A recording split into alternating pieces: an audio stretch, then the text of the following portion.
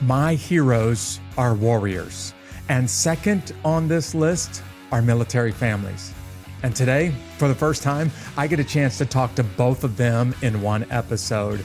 In fact, if I were to put one military family up there as the family that inspires me and that I look to the most, it's Scott and Tiffany Smiley. And you won't get very far into this episode before you figure out just why they're so inspiring. So I am thrilled to interview my friends, Scott and Tiffany Smiley, on this episode of Unbeatable. These stories of triumph over adversity will help you handle your toughest days in life and become unbeatable. Tiffany and Scott, thank you for taking some time out to be on this episode of Unbeatable. You guys are busy, and it's taken me a long time just to make this interview happen. Thanks for giving me some time today. Oh, it's great to be on. Happy to be here. So the first time I met you, Scott, you probably, well, I know you don't remember it, but we met through a mutual friend. Let's give a huge shout out to John Martinko, who kind of got us connected years ago when I was stationed out in Washington. And that's how you and I first met. Yep. And I actually do remember you gave me a sweatshirt, 2nd Ranger Battalion sweatshirt that I loved, wore on leave just a few weeks thereafter, and then went to your units with John, met up. I think he tried to hide from you with your insane PT. Yes.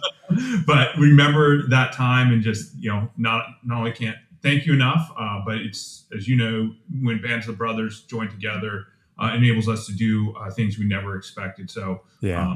John's such a great guy, still amazing friends, and working with him now. How did you guys meet, by the way? Yeah, John and I were in the same company, and it goes a little further back than that. My older brother, who also attended the military academy, went to combat diver qualification course down in Key West, Florida with him. And then he was on a CTLT, which is like cadets from the military academy go join the units, went out to Fort Lewis, which Neil was attached to the 2nd Ranger Battalion. Then John was with a signal unit. Go figure. John ends up going to that same unit. Then went to my house and just met my family. And then I didn't meet John until back at West Point, and he was actually in my same company. So we hung out. I ended up going to combat diver qualification course, and just, began to continue to build that relationship that he had already started with my older brother. So it's a great, families connect. It was good. And John was an awesome support to us. It was post-injury and post-tragedy. Truly amazing. You two work together now. Who's the boss, you or John, or both you two boss each John other? Martinko, always the boss. So he's okay. Yes, that's right. He's a co-owner of Drexel Hamilton. It's a 100% service-disabled, veteran-owned and operated broker-dealer out of New York. So I often travel to New York, travel around the United States visiting corporate clients. I'm an advisor, so John's taught me almost everything I know about finance. I have a little bit of an education, but a lot of it's on-the-job training. And John's just an amazing guy to work with. Helps understand not only the minute detail, but kind of the umbrella of how finances work and how money flows. So it's great to still work and, obviously be great friends. Yeah, right. Friends that get a chance to work together are awesome, especially when you guys have known each other for a long time. Tiffany, I met you for the first time. You two were in the hallway somewhere, and your husband was wearing a ball cap, and you were helping him walk around. And when he took his baseball cap off, there was a dent in his head about the size of a softball. No exaggeration. And I watched you leading your husband around the hallways, and I was so impressed by you. And I've watched you both from a distance for many years, and am incredibly, I still remain impressed to this day by both of you two. Thank you. It's a journey, and Scotty, we even just a week ago or so, we were teasing. Scotty has some plans. He's doing an event with someone. And he said, well, you don't get Scotty unless you get Tiffany. Like we're definitely a team. That's right. We are a package deal. We are absolutely. and everything that we've done. We, had to learn at a young age. Number one, how to deal with tragedy, how to overcome it, and how to play to what God gave us, instead of fighting or letting little things get in the way of who God truly created us to be. At a very young age, we had to really decide, are we going to focus on what we can't do, or are we going to focus on what we can do? And with, God by our side, our relationship with the Lord guiding us and helping us, we were able to really strengthen that triangle, that three chord. And it's unbreakable. You two have inspired, actually, you continue to inspire thousands, tens of thousands of people, if not more. We're going to get into, in just a few moments, your story. We're going to get into what happened to you in Iraq, Scott. But before we do that, I got to say this. My favorite people in the world to have on this broadcast are warriors. My second favorite people are military families. And this is really the first time that I've been able to interview both a warrior and a spouse. And so, man, for me, this is a treat because of who you two are and what you two have done for our country and for each other. Oh, thank you. I'm glad to be the spouse to the warrior. Tiffany is the warrior in my mind. And I knew I wouldn't have been able to do anything if it wasn't for her. And as we'll get into it, I don't know where I'd be if it wasn't for her love, her continue, speaking truth, hope, and life. But it's that support that enabled me to not only continue, but to continue to live life to its fullest. So I'm glad to be married to an amazing warrior. Yeah. I love the way you said that. Tiffany really is. And frankly, military spouses have always had that ability to handle pressure and are warriors in their own right. Yeah. You two met in high school, right? You guys go back a long way. Tell us how you guys got connected for the first time. Yeah. So we actually met in junior high. I was a farm girl and was bussed into the big junior high school. So 6th grade. And it was awful. It was hard to get through every day. There were bullies. I was just a super tiny farm girl who had no idea what this whole other world was. But there was one boy in 6th grade that was super nice. And his name was Scotty Smiley. In fact, in my junior high yearbook, I drew a heart around his picture and wrote future plans. Oh, that's so cute. I have no control.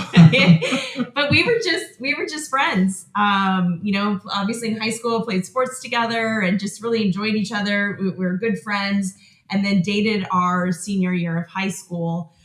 Started dating. Then obviously Scotty went off to the military academy. I went to nursing school, he flew across the country to New York. I was in Washington State. But we kept that relationship going. I have boxes and boxes of letters from Scotty. I mean, some days I would go to my mailbox. There would be 3 letters in there from Scotty. So we survived the, West Point. We're part of the 1% club at West Point. So survived that and then got married after college. Yeah. So tell everybody how the proposal went, because everybody who's hearing that you were junior high sweethearts want to know, how did he propose to you? Well, before the proposal, this is really where Scotty started to win some major points. And people were like, oh my goodness, was our senior year prom. I live out in the country, like I said, so I was speeding down this country road as fast as I could because I was always late to school. So I was flying down this country road, and at the stop sign, there were 2 cops. One was facing towards the road, one was facing the other way. And I was like, oh no, golly, they got me. I'm in trouble. I'm in big trouble. So I'm going slow, and sure enough, I, turn right from the stop sign, and they get right behind me, and they're tailing me for a while. I'm driving slow, turn on their lights. I'm like, oh man, I had sports that day. I was going to be late for school. And the cop comes up. He's kind of gruff and mean to me. And like, do you know how fast you were going? And he goes, I'll be right back. And he comes back with the ticket. And they hand it to me, and it says I owe $1 million. I'm like, I look up, I'm like, $1 million? I'm thinking I have $1 million speeding fine. I'm done. He goes, read it. And then it says, the only way you will get out of this ticket is if you go to prom with Scotty Smiley. What? And I looked up, and there's Scotty in a sheriff's hat and sheriff's top and a rose asking me Wow. to prom. So, I had to work for what I got. I had to work for it. I am really, really impressed here. Man, Yes. Scotty. That took the cake. And the proposal was, just very simple. We went on a walk, and I almost didn't believe it. I was like, it took me a while to say yes. My knee was hurting. I was on rocks, and she's laughing. And I think that's just kind of an emotional response. And I was like, well, is that a yes? And of course, it was a beyond ecstatic yes, and gave her a kiss. But it goes to show, not only a relationship that we started at a very young age, but we just grew so tightly together on knowing what we felt, knowing how we think, knowing what our beliefs were, especially through the military academy, 3,000 miles away, that we knew that not only God had a plan for us, and that plan was going to be amazing. But it was amazing just to, go from asking her to prom in a fun, exciting way to asking the love of my life to be my partner for the rest of eternity. You described the 1% Club, Tiffany. I know what you're talking about, but the listeners don't. What is the 1% Club? Yes. So only 1% of cadets that go into West Point actually, with the boyfriend, girlfriend, actually leave with that same boyfriend or girlfriend. Very few people make it through dating, especially long distance. You can't get married while you're at West Point. They're, they only get short little breaks, so it's really hard to see them.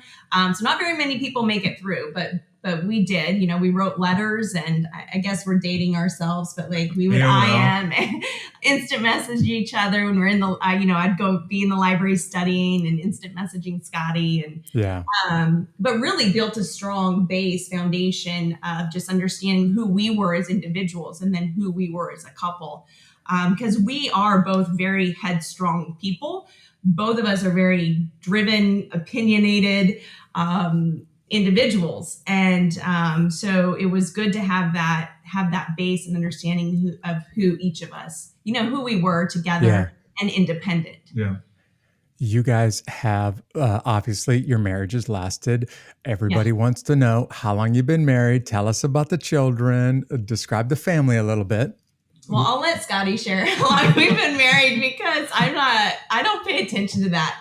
In fact, there was one anniversary. We had flown from New York home, and we were visiting family. And I think it was Scotty's sister said, "Happy anniversary."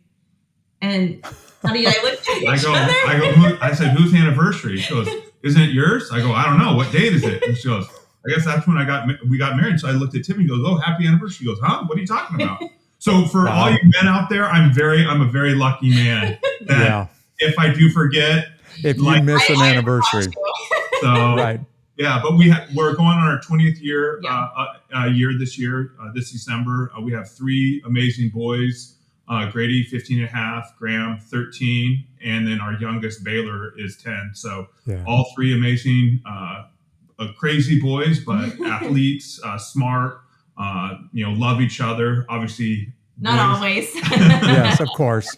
Not always. It's a good brotherly relationship, right? But I always joke, I thought, given our circumstances with Scotty being completely blind and we were still in the military, and moving all the time, that God was going to give me these really sweet, like mellow, calm children that just want to sit on your lap and like play with toys. And God gave us some very energetic, go-getter. They're awesome, tender warriors for sure. They're, Scotty's never seen them. So all 3 of our boys were born after he was blind. So he's never seen our kids. They were born, with the father who was completely blind. But they also saw that, they don't look at Scotty like he has a disability. They look at him as fully capable. And it's been a remarkable journey in some regard. I feel like, we question, like, should we even have kids? Is something that God wants us to do, because our life was overwhelming and it was new and it's hard and there's extra pressures and extra challenges. But the gift that was given back to us is it's been remarkable to watch our boys develop in a way that we don't have any control over, but like we never taught them how to respond to Scotty, but they would automatically make noise in the park when Scotty says, "Where are you?" And they would bang on the, playground or say, "Dad, look at my toy," and go put it in his hand. The way they process and the way that they think and view the world is so unique and beautiful. And something that I never would have known or been able to witness or expect had we not had them. I mean, they're amazing. Well, I don't know if you guys are aware of this. I also married my high school sweetheart. We have 5 children. We're now going on 34 years of marriage. And very, very few, I want to say to the listeners, very few people have pulled off the relationship that you two have pulled off. Dawn and I, my wife, we had a long distance relationship for 4 years while I was in the Army. And we wrote a lot of letters back and forth and stayed in touch as best we could. Back before there was an internet. And I've often said, listen, my wife and I, we don't have a perfect marriage, but if we can make it work, anyone can make it work. But you two really are the unicorns, because very, very few relationships survive. The military, the U.S. Military Academy at West Point, and the challenges we're going to get into in just a second with Scott's disability. So you guys have an amazing relationship. It's inspiring. Oh, thank you. Working on it every day. Yeah, of course, as are we, 30 years in and still don't have it all figured out. So got a lot to learn too. Exactly. Okay, so I just alluded to, and there are some people that are driving right now and listening to this on Audible or in Spotify, but there are some that are watching this on YouTube. Those that are watching it can see Scott has a disability. People that are driving can't hear it. So back to the first time that I met you, John introduced or kind of described who you were, Scott, and mentioned that you were in the hospital in Fort Lewis, Washington, after having some major injuries in Iraq. And I went to see you in the hospital. And frankly, when I walked in the hospital room, and I've seen a lot of really busted up, blown up warriors, what I saw, I didn't think that you'd survive. So I want to go back to, you joined the military, you became a warrior and a leader, and then you're leading Americans in Iraq, in Mosul, Iraq, back in 2005, when you get critically wounded. Yeah. So can you describe some of those details just for the reader or for the listener? Yeah. So from the military academy, was able to get married to my high school sweetheart, Tiffany. And I said, I hope after our honeymoon, I hope I see you in 62 days. She just hopes to. And I was like, well, I'm going to go to Ranger School. Luckily enough, it only 62 days of Ranger School. Yeah. 62 days of absolute misery. Made it through. So I was airborne, combat diver qualification, both I did at the academy. And then now infantry officer, ranger, after I graduated from officer basic course, received my first platoon at Fort Lewis, Washington, and then was deployed to Mosul, Iraq.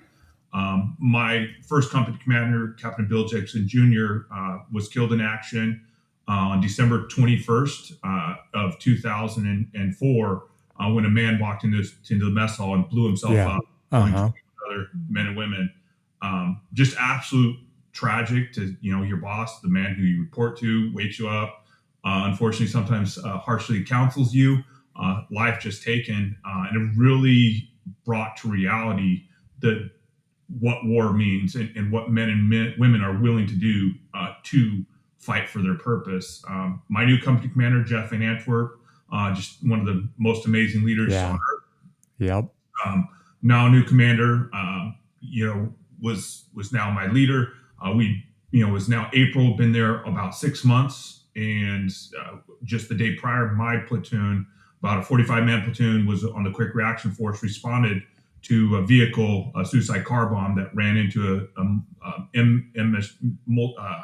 another striker in our company, severely injured one of the soldiers. So we saw what these men were willing to do. Waking up on April 6th of 2005, of course, I had my paperwork in to potentially go to RASP, Ranger Selection Program. Thought that's what I want to do. Had a lot of conversation with Tiffany on, being in the military in kind of that type of lifestyle. At the time, my battalion commander, Eric Kurilla, Lieutenant Colonel now, Yeah. Central Command Commander, I think he was a little hesitant on letting me go. When you just the type of units that you want to put together, the stronger they are, the more sustained fighting force you have. So all that kind of in the background, on April 6, 2005, a later wake up because of the QRF the day prior, my new company commander, Jeff Van Antwerp, they had on-time intelligence that there were, potentially a suicide car bomb. That's not what intelligence said, but what we were seeing on the ground, where insurgents were telling Iraqis to move away from a certain location. Again, kind of a historical reference. Yeah. The insurgents wanted to solidify the Iraqi people against the American and international forces, to not allow one of the first votes in correct, true votes in Iraqi history, but also wanted to thwart kind of the westernization of their culture, and so they didn't want to necessarily injure them. So at this time, they were telling them to get out of the area. We had that intelligence. So Jeff told me to stay off the main highways, we call them main supply routes. So I was like, Roger. We only had 3 Stryker vehicles, which normally a platoon has 4, and saw a suspicious vehicle. The back of the car was lower than the front. It was a Silver Opal. Had a single man in the driver's seat. His head was buzzed. His face was buzzed. Had a gray collared shirt, kind of buttoned down to his wrists. Looked like an innocent guy, but at the same time, it was fit the same location of where insurgents were telling Iraqis to leave. And so, given the rules of engagement, which were very restrictive, you couldn't shoot or cause harm to anyone that hadn't, had a weapon or had done some type of physical force. And so, as far as we knew, we had no real intelligence that this was an enemy, this was a bad individual. So I pulled my Stryker vehicle, almost 30 yards away from his vehicle. I was facing east on this road, and he was facing west. No median, just cement in between us. He's a little in front of me. Again, a Stryker vehicle, metal was always all the way up to my nameplate. Bulletproof jacket, bulletproof glasses. Looked at him and yelled at him to get out of his vehicle. And he raised his hands off the steering wheel, looking at me, and shook his head no. I yelled at him again, and then he let his foot off the brake, and that's when I pulled my M4 to my shoulder, shot around in front of his vehicle, and then boom, my world went black. Yeah.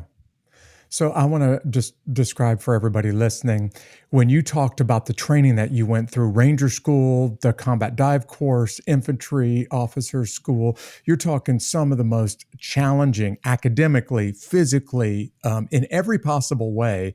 And you made your way through all of those things and were very successful. In other words, you got a guy right here who has no limits on his career. And what Scott is describing right now is a moment where the fight in Iraq is very tenuous. This is before the big surge. This is when there's still a whole lot of bad guys everywhere. And every day it looks like there are more bad guys than good guys. And especially up in the northern part of Iraq in Mosul. And there's a lot of action up there. Scott, I was up there with you guys at the same time. I was there not long after your commander was killed in that bombing in the dining facility. And this is a really, really tenuous and a very dangerous point in the war in Iraq. And you pull up next to a guy who, in a country or in a culture that values a man's beard and his hair, when you see a head shaved and a beard shaved, you know something is not right here. And when you see a vehicle that's got a really heavy back end, probably means that it's loaded down with something. Yeah. And in this part of the country at this time, probably not something good. And how far away did you say you were standing when that vehicle exploded? I was about 30 yards, 30 meters away. No protection in between us, just road. Yeah. And the extent of your injuries, like obviously there's a couple of noticeable injuries right now. People are watching this, but what was the total extent of your injuries when this car blew up right next to you? Shrapnel inserted in my left eye, basically cut it in half, and traumatic, along with the traumatic brain injury, Then a piece of metal went into my right eye. Small shards of metal went into my face, but nothing that truly damaged. Of course, nothing that didn't make my wife still love me and how I look. Because you're so devastatingly handsome. At least what I continue to think I'm receiving, my vibe that I'm giving out. But it wasn't. In all honesty, it wasn't really until I woke up in Walter Reed Army Medical Center because I was placed in a medically induced coma.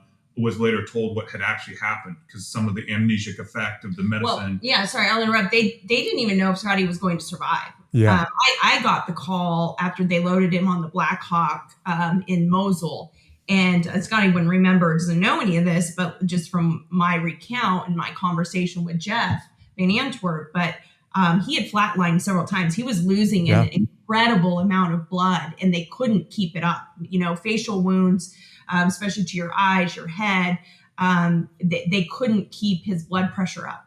And so he flatlined, they got him back, they, pumping him full of fluids, trying to stop the bleeding. They didn't know the extent of the bleeding. So when Jeff put him on that Black Hawk, he broke down crying on the phone to me. Yeah. I don't know if he's going to make it. And I want to say to the listener, I did see you while you were in the hospital. It was really, really bad. And I've seen some of the most busted up people imaginable.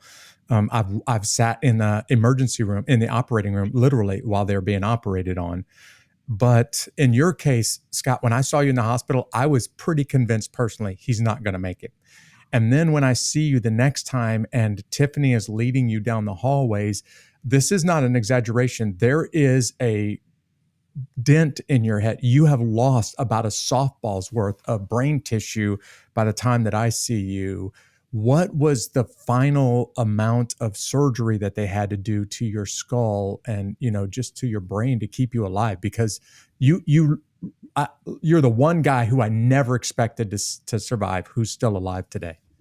Yeah, so there was actually only a few surgeries that actually occurred. Obviously, the neurologist in Balad, Iraq, that gave me craniotomy, took a portion of my skull off because of the swelling of the brain.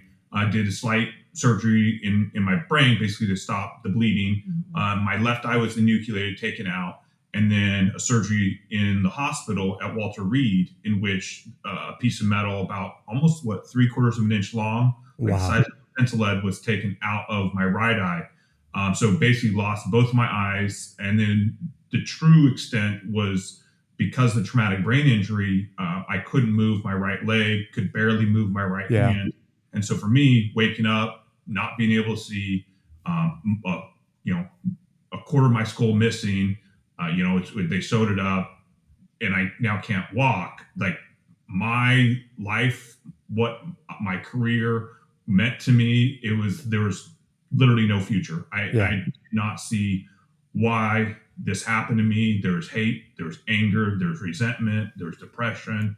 Many men and women who signed up for the military were more than not happy, but more than willing to give our lives. I don't know of anyone who voluntarily says, sure, I'll give my eyesight. Yeah. I'll be blind the rest of my life. I'll potentially not be able to walk again or not be able to move the right side of my body. That's just something that we as humans can't comprehend. And not until it really happens, for me, it's my faith. But I believe also more so, it was the love that Tiffany had, speaking to hope and life, that it was being able to move my right leg, being able to move my right arm. I think it took 3-4 hours of me trying to move my right toe. And after I did, I took like a 2-3 hour nap because of the mental exhaustion. So that was the battle that I was facing, is, not necessarily, it was the aftermath of, okay, I can't, I'm right-handed. How do I eat? How do I shave? How do I brush my How do I live life? But again, it was the constant love. And, Tiffany every day would speak truth, hope, and life to me, and, was always a positive person. And I don't think, I know I was not the positive person, right. But it was just family members and loved ones that were just there to give me a reasoning to live, and more so a purpose behind why I had fought and I had been the warrior that I was. Yeah. Scott, you've done the harder work because almost every warrior that I know, and I was one of these guys as well, every one of them said, either I walk off of this battlefield alive or I hope that I die in this fight, but don't let me get horribly disfigured, seriously, wounded to the point that I'm no longer capable of doing what I once was, especially when you're strong and smart and competent like you were. So almost every guy that I know would have gladly died rather than go through what you went through. But Tiffany, I have met hundreds of wives. I know thousands of them by distance who have said, war changed my life because it changed my husband. No wife has been more impacted by war than you have. So let's talk about what you went through when you show up to the hospital and see Scott, and then how much your world changes when your husband is now totally blind and fighting just to be able to stand up, fighting just to be able to move his toe, as he described. Yeah. Scotty's world not only blew up, but mine did as well. I remember feeling like everything was in slow motion. And as a military spouse, I think a lot of people in this country don't realize, like, I couldn't go see him. He's in Balad, and then he's in Germany. You sit and you wait, and there's nothing more grueling than that's rough. The unknown. And I didn't know if he was going to survive. I didn't know if he was going to live. I didn't know if he had his eyes, one eye, two eyes, like overwhelming. And I remember I booked my own flight because the Army wanted to wait. This is the first time I started bucking the military. Right. Okay. They wanted me to wait until Scotty got to Walter Reed before they would fly me out. And I said, that's absurd. I'm going to be there when he lands. And so I got my own flight. I got to Walter Reed.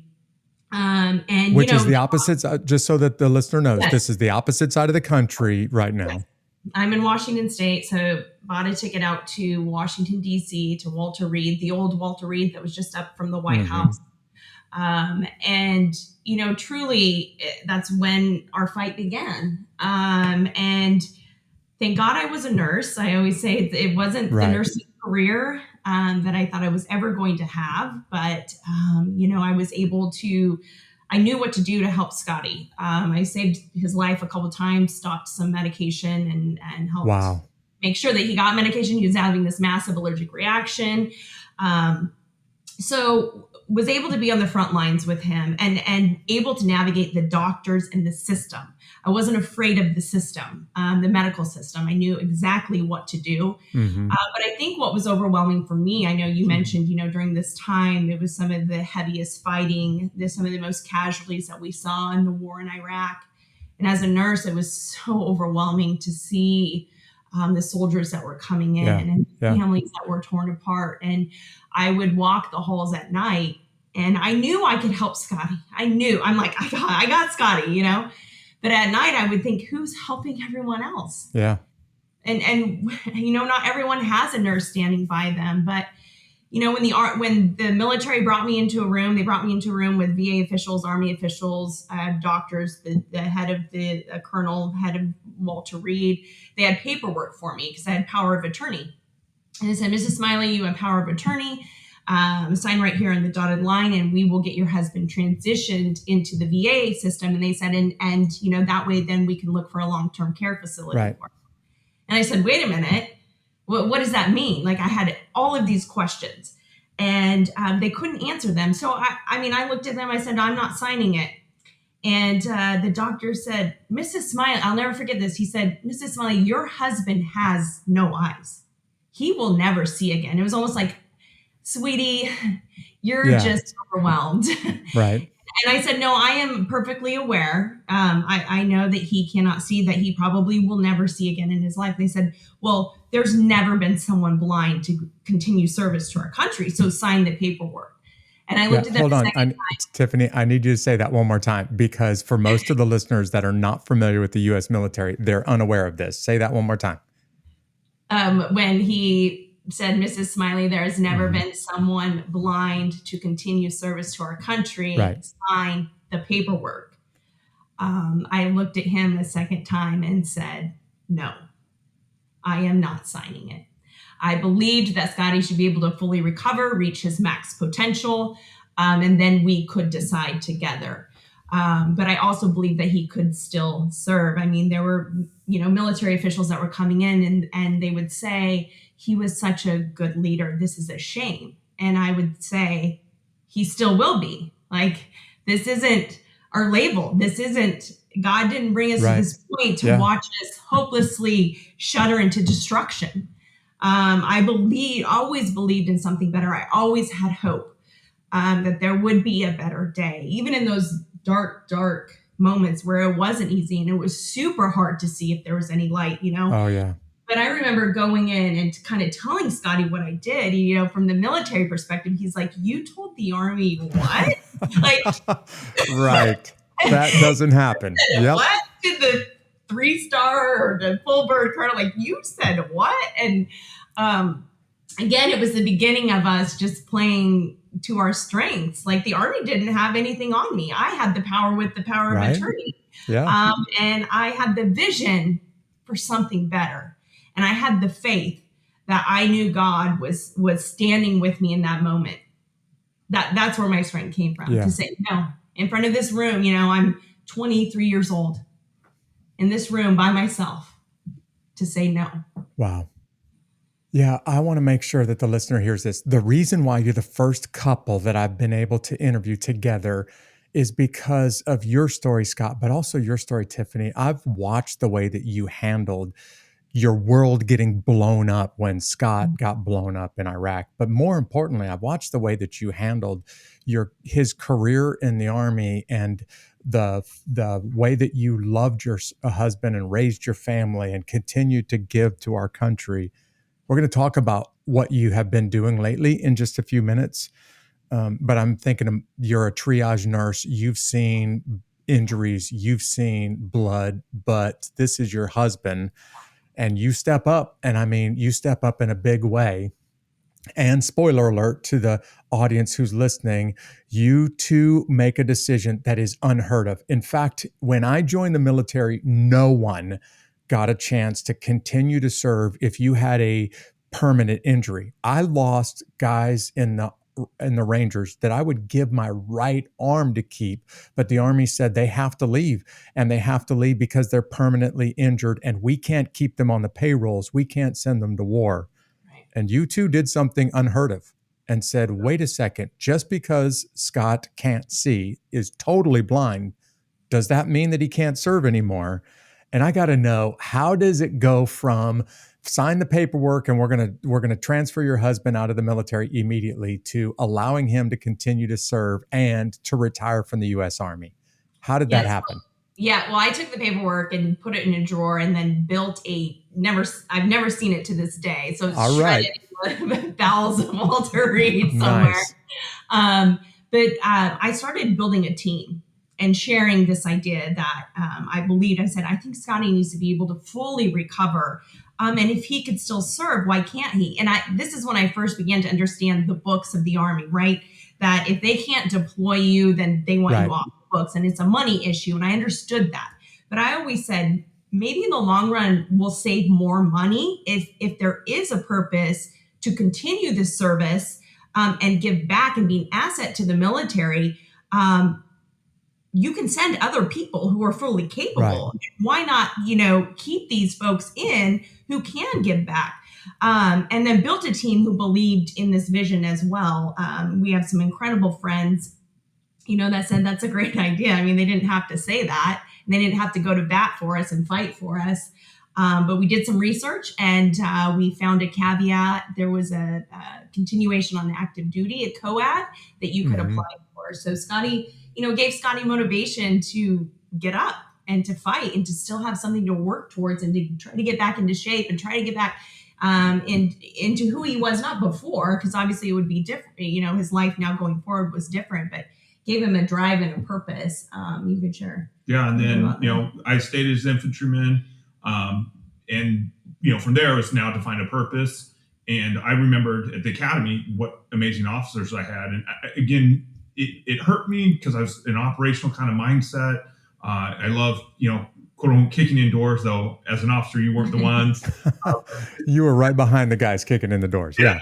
Kind of doing the SSI, like exactly. And but knowing that, I wanted to be a part of development, and so I knew, though I hadn't been to the career course, a military requirement for officers. I hadn't had a company command, another military requirement prior to being an instructor.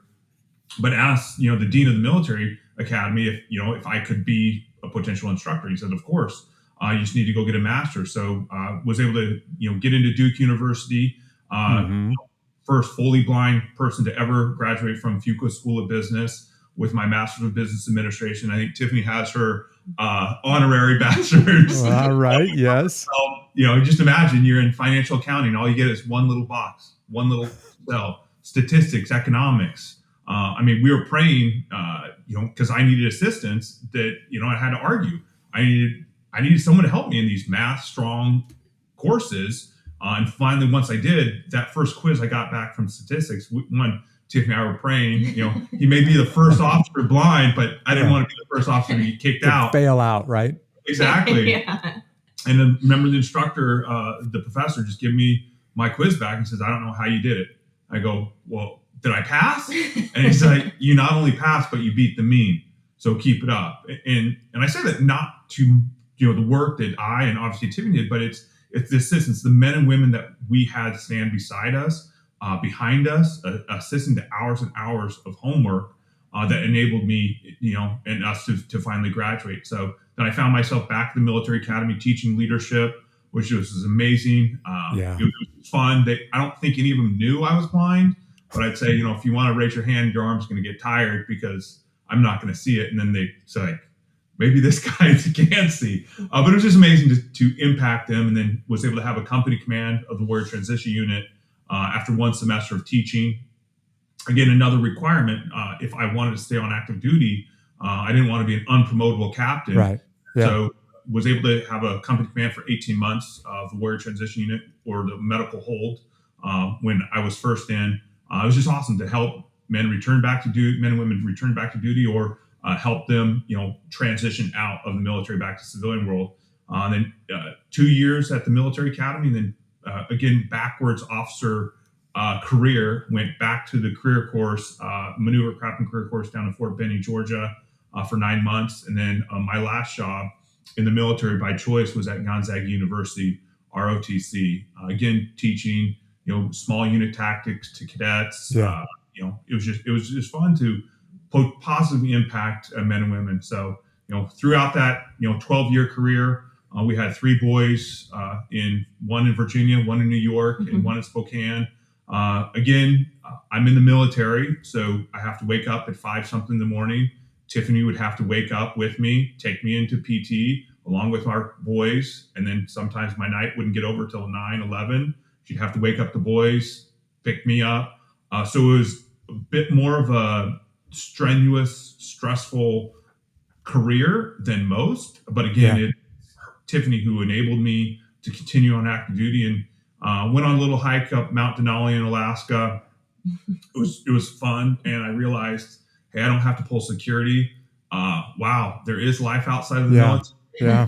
And so came home after about a month away and asked Tiffany, I think I think it's time that we, potentially move on to something else in life. And she said, it sounds like a great idea. So medically retired in 2015. And then that's when John Martinko, where we started the conversation, reached out and said, hey, do you want to work in finance? And I was like, that's beyond amazing. So I've been doing that for the last going on 6 years. And I want to make sure that everybody hears the Army doesn't give special accommodations for the most part. Either you can do your job or you can't. And as an infantryman and a commander, this is everything that you just heard from Scott is unheard of. Like literally none of this has ever happened before. Staying on active duty, legally blind, teaching legally or totally blind, commanding as a totally blind officer. None of that's ever happened. And if you can't do the job, they're just going to let you go for the good of the nation. And I think rightly so, they'll let you go. So Scott has to be able to perform at all of those levels. And Scott, I love how you mentioned it wasn't just me, it was Tiffany. because of how much your world depended on her. Like literally, she is your eyes. And without her, you're unable to do your job. So Tiffany, you're the reason why you guys were able to make it to the rank of major and retire with a very successful career. Yeah. Yeah. I mean, it was, Scotty always says, not the first, you don't always want to be the first blind active duty officer. You're going to be doing first. It's not like, but I truly believe that Scotty did, he showed the military what individuals like him or, those that are injured are fully capable of if they choose that. Yeah. And Scotty was an incredible asset to our military. I agree. The people, especially the soldiers that are a part of it and the families. And we loved our time. Yes, it was hard. Like Scotty said, waking up and pulling our boys out of bed or whatever. But it also taught our boys that you can't do anything alone. And we are a team. Like if Scotty has a doctor's appointment, all of Team Smiley goes to the doctor's appointment. Wow. In the waiting room, everything we did together. Yeah, that's the perfect, by the way, setup for our sponsor. We have a group, a ministry called Go Ministries that helps equip people. Really, it helps take isolated individuals, make them part of a team, and then help them go turn the world upside down. And for the listeners, I just want you to know who these folks are. So I want you to pay attention for just a second to these guys from Go Ministries before I come back and kind of get back into this story with Scott and Tiffany. Hi, my name is Will Parton. I'm the president of Go Ministries. Go Ministries empowers local leaders to make disciples. Over the past 30 years, I've seen our ministry go from one family, one church, and one school to over 300 local leaders making disciples in 150 different communities through church planting, sports, and medical. And we're getting ready to expand into other countries. The way that we define a disciple-making culture is when mentorship, mission, and multiplication are present. When there's that one-on-one mentorship between two people that are sharing the gospel, we believe that discipleship is taking place. And then when a group of people are gathering together and they're on mission together, serving their community that surrounds them, that's another part of discipleship. And then lastly, you can't be a disciple or disciple maker if multiplication isn't the final goal. So would you please join us in our disciple-making movement and our disciple-making culture by going to gomen.org. Hey guys, you don't stop there. So after the career in the military is over with, Scott, you continue to challenge yourself. You continue to do some amazing things, as do you, Tiffany. I want people to know that while you're serving, you're the Soldier of the Year in 2007. Literally one person in the entire massive U.S. Army gets that recognition. In 2008, you're the world's best outdoor athlete as voted on by SB. Any one of those, few people in history will ever get, and you get them back to back to back because of what Tiffany said. You got Team Smiley in your corner. And when you got Team Smiley in your corner, you got an ace in the hole, right? Yeah. Exactly. And it goes to show that when you stay committed, for me and for Tiffany, our family, to service to our country, it means you don't do it half-hearted. You don't do it halfway. You do it full. And as Tiffany did say, it wasn't easy. And I didn't just have to meet the standard. I had to exceed the standard because I was literally the black sheep, or the blind black sheep. The blind sheep. Yeah. Exactly. And pun intended, that it wasn't just meet the standard because it's how the military looks. No braille because there's no blind people. That's right. Yeah. There's nothing accommodates your disability. Nothing at all. But with that said, there's a looking of like down, and to where I just didn't have to meet the standard. I had to exceed it and exceed everything. And so for us, to get those awards or recognition, it was because of the commitment that we had. One of the Army values is selfless service, your duty, and that personal courage to do what you're called to do. And though we may have been a little different, a little odd, not to say we still aren't, in certain situations, but because we did it fully and completely, in which the Army said, hey, you not only are impacting local men and women, but you're making a bigger impact on the United States and hopefully world. And a funny story. So Scotty also, he never talks about it, but he also received the MacArthur Leadership Award from General Casey. So it was this big ceremony. Right. He has, the bust of MacArthur sitting over here, but this big ceremony, they bring everyone into the Pentagon. It's this really big deal. And so I'm traveling. I have two little toddlers, and we're getting down to Washington, D.C. Scotty's always like, do I have all this stuff on my uniform? Like, I know nothing about the military. I didn't come from a military family. I'm a farm girl. And like, I'd be like, oh, it's fine, but he would be like, no, I'm going to get yelled at if this isn't this way or this, all this stuff. So we get down there and we're in the hotel room. The boys are crazy. We didn't sleep good that night because one of them kept waking up, and he's getting his uniform on, and he's like, I don't have my name tape. Or like the pin on the fancy uniform or what. And I'm like, oh, you're fine. He's like, no, I'm not fine. Like, I cannot show up to this meeting. So anyways, all the MacArthur Leadership Award pictures, there's Scotty, and he's like technically out of uniform, right? Because you don't have your name tape on. But I think what's so funny about, like, I was bleeding the bureaucracy of rules and regulations. Right. And I don't think I remembered or knew at the time that generals don't have to abide by any regulatory. Right. That's right. They can do whatever they want. And so when I'm up there on stage next to General Casey, I say, can I hold it over here? I don't have my name tag. He looks down, he goes, yeah, who cares? I don't like wearing mine either. And it like just gave me this like, oh, like, I'm not going to get demeaned by the chief of staff of the Army for not saying that.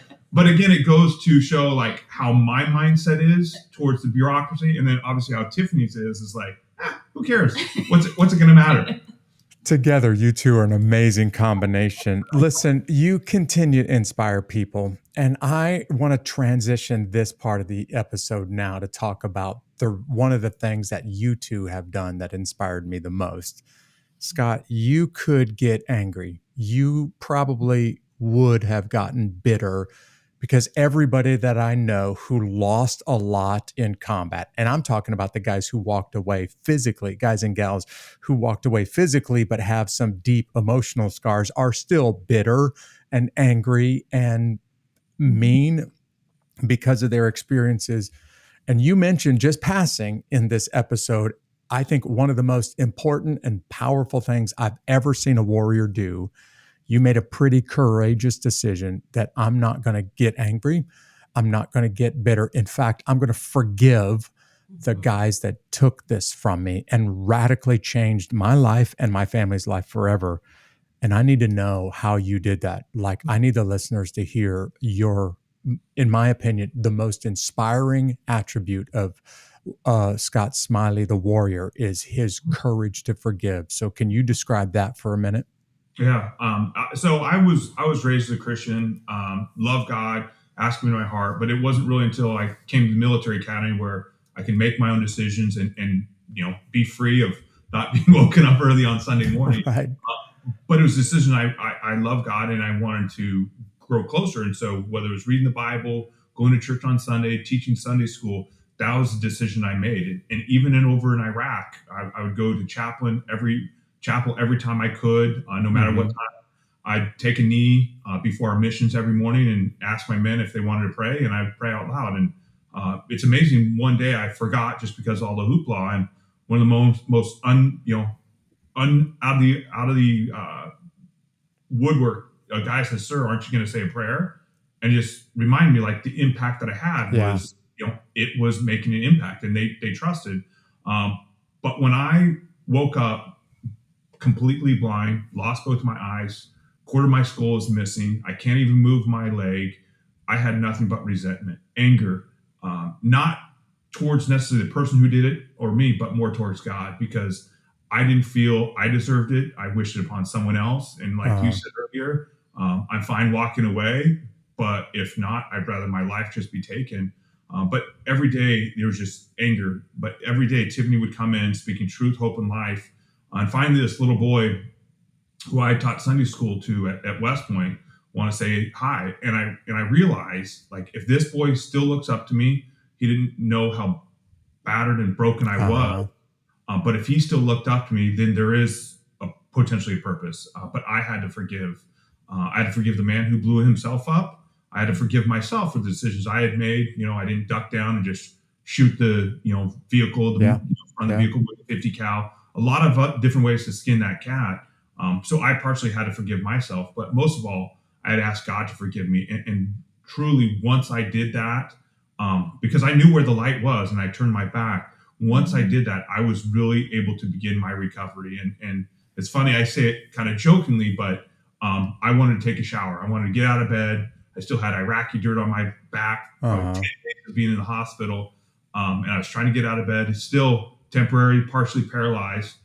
Tiffany comes in, like, what are you doing? Get back in bed. And I'm this angry guy. I'm going to take a shower. I don't know if I was going to, ride the IV line into the shower. I don't think I even knew where the shower was, to be honest, because I didn't even know where I was. She's pushing the emergency button, like, help, get in here. It's funny to say, but it's funny now. It's funny now, but it was the worst but best shower of my life. And I say that they finally put me in a wheelchair. Now, Tiffany told the nurse what I was going to do. They wheeled me out. I don't even know where they wheeled me to, but to a shower. And the only power that I had was to hold on to the ADA like handlebar with both hands. As my legs are quivering, I don't even have the energy to stand up. I don't know how I was going to plan on doing it on my own. The shower was absolutely miserable. It was freezing cold. I don't think that's every army shower. It literally felt like needles and knives were hitting me. The nurses took it felt like a Brillo pad. So most uncomfortable, worst shower of my life. And I say that's why it was the worst, but it was the best shower of my life because that was the time that, that forgiveness, that my heart was set free, that I now had a purpose to live. And then I was going to take a stance and I was going to move forward. Now, the move forward I was making probably wasn't the most healthy decision, but that was the beginning of my recovery, in which, I now again love God, praying with Tiffany and starting our recovery on, a path that we never knew what was going to be in front of us, but we knew we were going to walk with it in faith, and that whatever doors God opened to it, it would be His will. Scott, there are thousands of warriors that are still in the dark. They were in Iraq, they were in Afghanistan, they were in Vietnam, Korea, World War II, and they're 103 years old, and they're still in the dark and angry and bitter at life, at God, at war, at the enemy. And they have not found the freedom and the peace that you just described. And I am to this day inspired by you, not because of fighting the system, not because of going to war for our country, fighting the system and being the first blind commander and active duty soldier in the United States Army, but your courage to forgive. Man, everyone needs to hear this part of your story. Yeah. No, thank you. And I think what's amazing is that forgiveness is so easy, and most of all, God's forgiveness is so amazingly holistic and easy, and that all you really have to do is ask God to forgive you, and He will love you. If you not, He will answer. And so that's what's so hard to tell people, because they feel it's so much more difficult, so much more tragic because of the wrongs they've done, the memories, the things that they've thought of, that it has to be that much harder. And what's so amazing about God's grace, it's not. It's His love is so healing and so amazing. And that's, again, one of the best decisions I've ever made in my life, was asking Him back into my heart. And obviously the second was the love of my life to continue to be with me. Well, I lived in Washington State for about 3 years, had the honor of serving with one of the best units in the Army out there. And I got a chance to see just how different the political landscape is in Washington State than other parts of the nation. Tiffany, I mean every word that I'm about to say next. You continue to inspire me. In fact, I watched your political campaign last year and I was like, look at this woman go. I wish many, many more people like her entered into politics. I wish many people like her cared enough about the nation that they were willing to put their name out there. So for the listener, you're a wife with a husband that needs a lot of personal attention. You're a mother of 3 boys, and you make a decision that you're going to run for the U.S. Senate. And I want people to hear from you what motivated you to put yourself out there like that, because most people would never even consider it. Yeah, well, it's truly our family's service and sacrifice to our country. And, I say, April 6th, 2005 is when politics found us. I don't think we found politics, but politics found us. And like I mentioned earlier in the episode, at Walter Reed, it was very traumatic for me. And I didn't experience or feel it until much later. But I knew I could help Scotty, and I wondered about everyone else. So I sort of made a promise between me and God. I said, once I'm able to, I'm going to go back and make it right. I'm going to do something for everyone else. And so I would go to Capitol Hill, at a young age. And I didn't know anybody, but I sort of saw the political game and the curtain. Right. And so I would go to Capitol Hill, and I would take meetings with anyone who would take a meeting with me.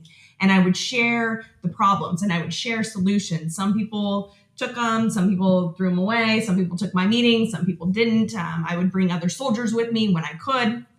It was truly sort of the nurse in me that knew we could make a difference. And we continued to do that. I've met with multiple speakers of the House, people in powerful positions. I met with the president. I spoke in the Oval Office. I had a meeting in the Roosevelt Room. I held the press briefing outside the White House. And truly in that fight, I just realized how powerful each one of our voices are. Yeah, right. And I think people forget that in this country, that your voice does matter.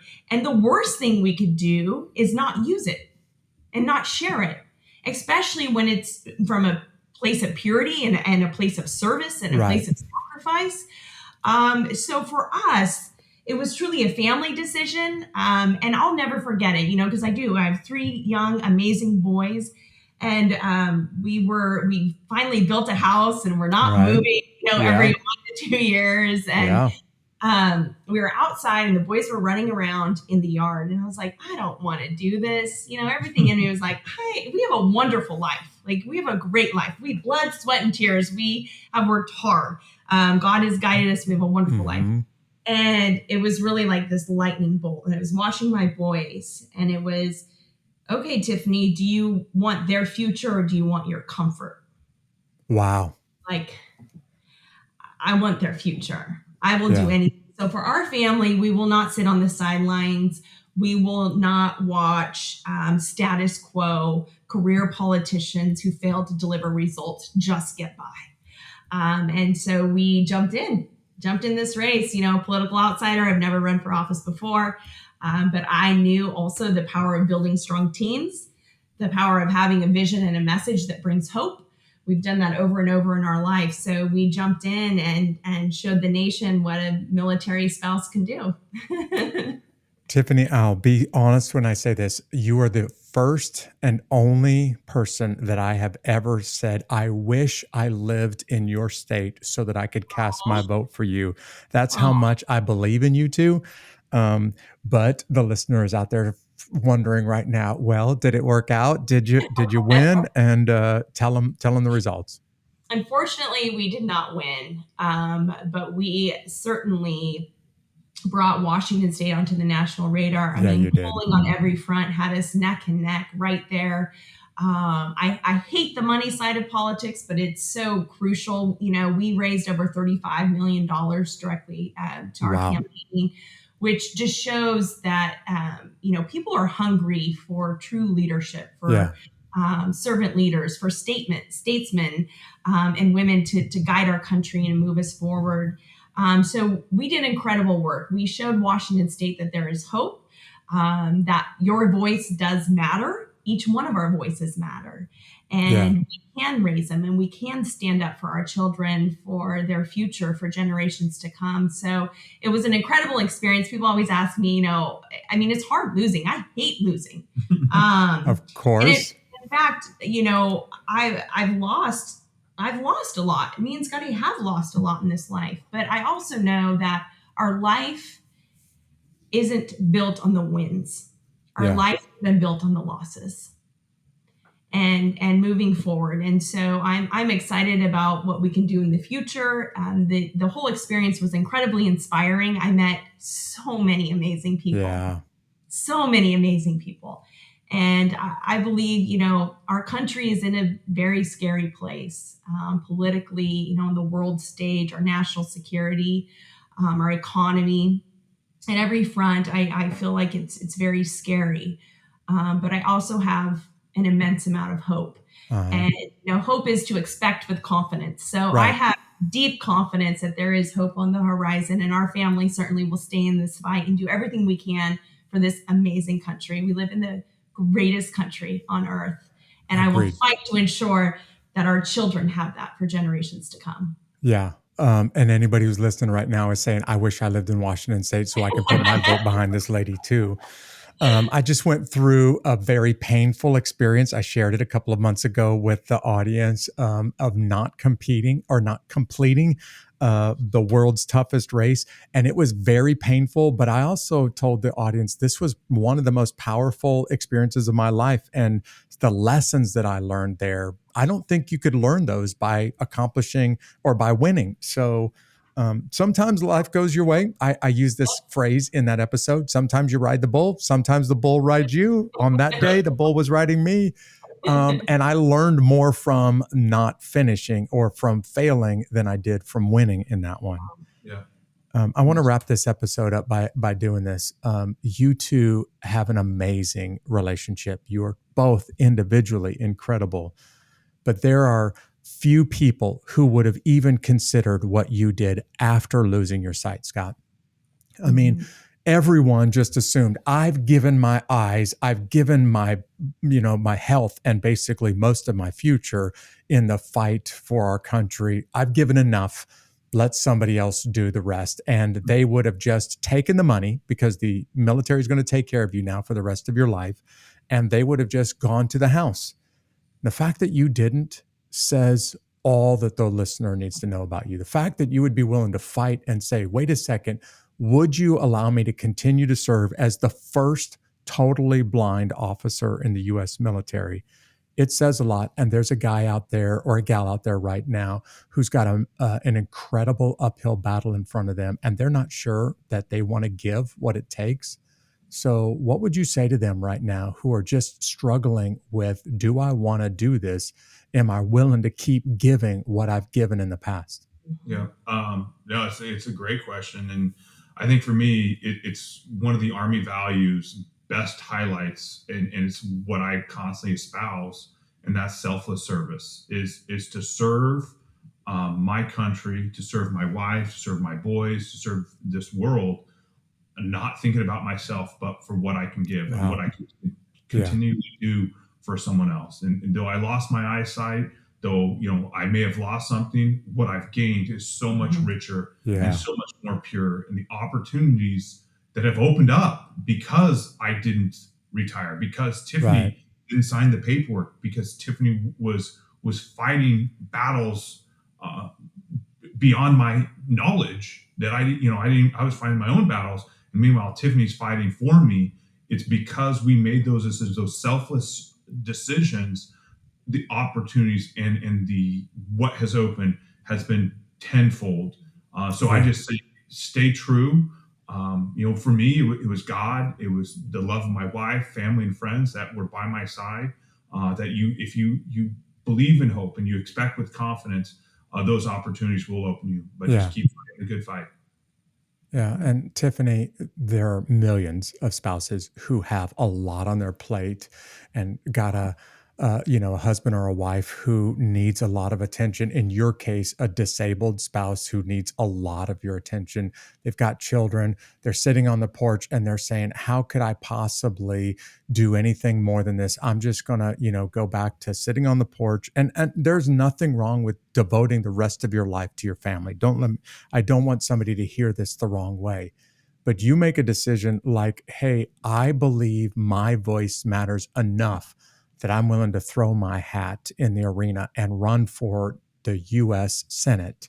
Mm-hmm. And I want you to speak to that person who's sitting on the porch right now and saying, look, I've got enough on my plate and my voice is really not that important anyway. So let somebody else do it, because you're the one person in America who can say, listen, if anybody can use that line of logic, I can. And I don't sit on the porch. I get involved. So what would you say to them? That's right. I think, from a young age, I had to really get over asking why. And I think why is never the question that we should ask.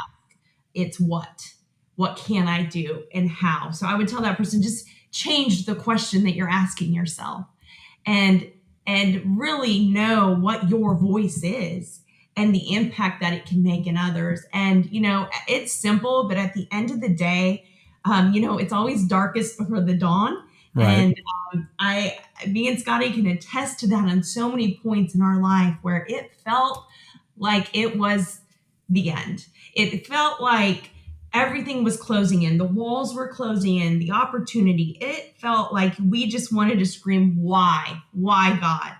But that was always that crucial moment when we chose not to do that something else opened up. So I always say, never, ever quit. Don't ever quit. I don't care if you take a half a step forward and 2 steps backward the next day. Don't ever quit. Wake up and take another half a step that next day. And those steps turn into big leaps and bounds if you keep going. Wow, I could not have said that better. I've been trying for a year and a half to get that message across. No matter how bad it gets, don't ever quit. Yeah. If there is an unbeatable couple on the planet, it is Team Smiley. It is Scott and Tiffany Smiley, who have faced incredible difficulties and said, I'm not going to quit. I'm not going to quit in the Army. I'm not going to quit on my country. I'm not going to sit back and let life, dictate what happens next. I'm going to stand up and make a difference. And you guys, even in this episode, continue to inspire me. Thank you for giving me some of your time. This episode was worth waiting a couple of months to get on your calendar. Thanks, Jeff. Appreciate it. Yeah. Yes, thank you. It's been fun. I told you wouldn't be disappointed by this episode of Unbeatable. While Scott was talking, I wrote down, there is a challenge for all of us. And that's when life has done you wrong, with a person that you work with or in your family or a friend has done you wrong. It's easy to get bitter. And that bitterness will just make your life miserable. So here's my first challenge for you from this episode. If somebody has done you wrong and you're still angry, make the hard, but the more important decision to forgive, like Scott forgave. And you'll find that a weight is lifted off your shoulders and life is much different for you in the future. But I've got a second challenge because there are 2 guests. Tiffany's words could not be more true. Most people think, in a sea of voices, how much difference will my voice make? And the truth is, every single voice matters. And the worst thing that you can do with your voice is to keep silent. So if there's something wrong in your community, if there's something that's not right in your country, if there's things that are not right at work or in your home, don't remain silent. Your voice matters. And in fact, it could be a powerful force for change. So my first challenge is, if you're hurting because somebody's done you wrong, make the hard decision to forgive. Secondly, if you're sitting there thinking, what difference do I make? Don't forget Tiffany's words. Your voice matters. Don't keep silent. I hope you were motivated. I hope you're inspired by these 2 on this episode of Unbeatable. And I just want to tell you, we want to come alongside you when life is tough. In fact, we want to help you handle the challenges and go out and attack life instead of letting life attack you. Hey, if you want to get connected with this podcast on social media, all you got to do is search for @Unbeatable Podcast on any of your favorite podcast platforms. We have some of the greatest fans and followers in the world. I love to brag on the people who listen to this podcast. And I will prove to you that we have some of the best fans in the world.